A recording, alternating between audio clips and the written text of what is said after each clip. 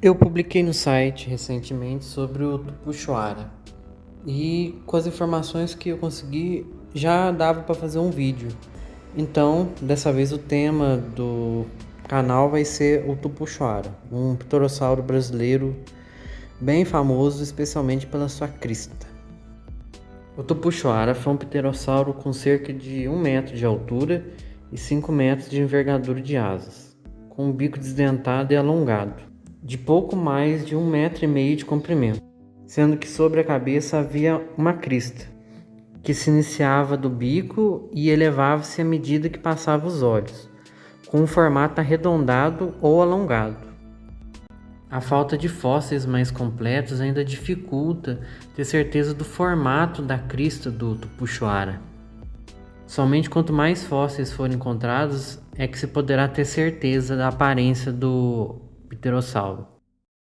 Em relação à crista, ela era fortemente irrigada por sangue, indicando ou um sistema de refrigeração do animal ou uma maneira de destacar a crista, tanto para uma forma de comunicação ou para os machos impressionarem as fêmeas na época de acasalamento. Outra característica está no fato dos filhotes não terem uma crista totalmente desenvolvida, só acontecendo quando se tornam adultos, o que também indicaria que machos e fêmeas teriam cristas diferentes. O tipo de alimentação do tupuxuara é ainda desconhecido, apesar de ter sido encontrado na região da Chapada do Araripe, que no tempo dos dinossauros foi a costa do Oceano Atlântico, induzindo a uma alimentação via peixes, visto que, como o Thalassadromeus, ele poderia passar sobre a superfície da água ou mesmo mergulhar para abocanhar peixes. No entanto, também é provável que se alimentasse de pequenos animais terrestres, caçando-os em terra mesmo, carniça ou de frutos e plantas daquele período, sendo esta mais uma questão ainda a ser resolvida, especialmente porque seu bico desdentado abre um leque muito grande de possibilidades. Tupuxuara viveu durante o período Cretáceo, entre 113 e 100 milhões de anos atrás, visto que seus fósseis aparentemente provêm da formação Romualdo dentro do grupo Santana, na região nordeste brasileira, sendo que ele foi contemporâneo de outros pterossauros como o Tapejara e o Tropeognathus. Pessoal, em relação ao nome do Tupuxuara, eu descobri uma coisa interessante. Na realidade, os autores erraram na hora de nomear ele. Vou explicar.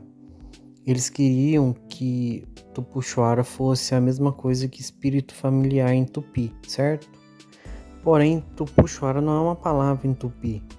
Eles confundiram com a palavra Tupixuara. Essa sim que tem a ver com a associação de palavras que formam espírito familiar. Cara, eu descobri esse erro e eu falei, nossa, sabia, porque eu não estava encontrando essa palavra em nenhum lugar. Eu fucei tanto que acabei descobrindo um pequeno erro. Então, tecnicamente, Tupuxuara é uma palavra inventada, embora a intenção dos autores fosse nomear como espírito familiar. O nome da espécie é Longicristatus, em referência à crista longa que ele tinha na cabeça. A outra espécie recebeu o nome de Leonardi, em homenagem a Giuseppe Leonardi, que nós já falamos aqui. Vamos falar um pouco da história da descoberta do fóssil do Tupuxuara. Foi lá em 1988 que os paleontólogos Alexander Kellner e Diógenes Campos descreveram uma nova espécie de pterossauro brasileiro. Eles batizaram de Tupuxuara e foi com base em uma porção do crânio do animal. Esse fóssil pertencia à coleção Desiré, que pertencia ao acervo particular do Rainer Alexander von Blitersdorf, que é o pai do pesquisador Alexander Kellner. O material veio da Chapada do Araripe, porém de local desconhecido, talvez do estado do Ceará, correspondendo com a parte anterior do crânio, com a crista sagital, as partes correspondentes ao que seria as mãos e a parte da asa do Tupuxuara, só que tudo incompleto e faltando bastante pedaço. Em 94, os mesmos autores descreveram uma segunda espécie, com base em um fóssil pertencente à coleção de paleontologia do Departamento Nacional da Produção Mineral, que fica na cidade do Rio de Janeiro, sendo constituída por uma parte do crânio incompleta, contendo a pré-maxila, maxila e o osso palatino.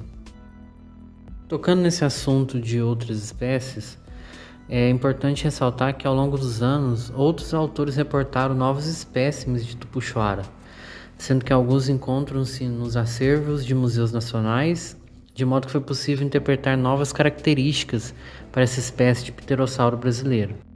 Tocando nesse assunto de outras espécies, é importante falar dos outros espécimes de tupuxuara que foram descritos ao longo dos anos. Muitos deles estão aqui no Brasil, porém uma grande quantidade está no exterior, através do comércio ilegal adquirido por museus, como o Museu da Alemanha.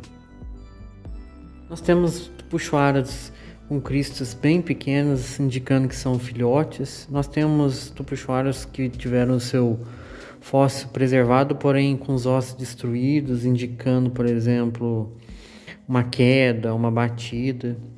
Nós temos até fósseis bem completos em outros museus, como no Japão.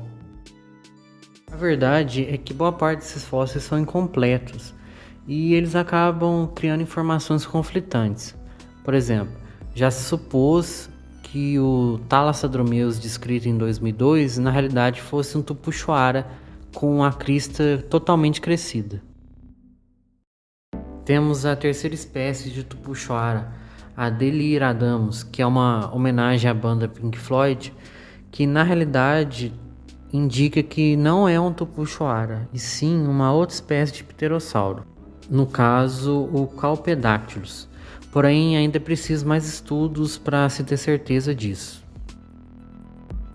O fato de tantos fósseis incompletos estarem espalhados dificulta a definição certeira da aparência do tupuxuara, podendo ser que as diferenças registradas nas espécies Longicristatus leonardi, que eu falei antes, seja apenas entre machos e fêmeas ou de indivíduos de idade diferente.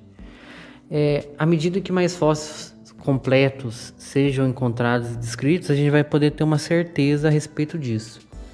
Aqui no vídeo eu quis trabalhar o tupuxuara como uma espécie única, no caso a Longicristatus, mas muita coisa está aberta ainda para revisão, mudança, entre outras coisas.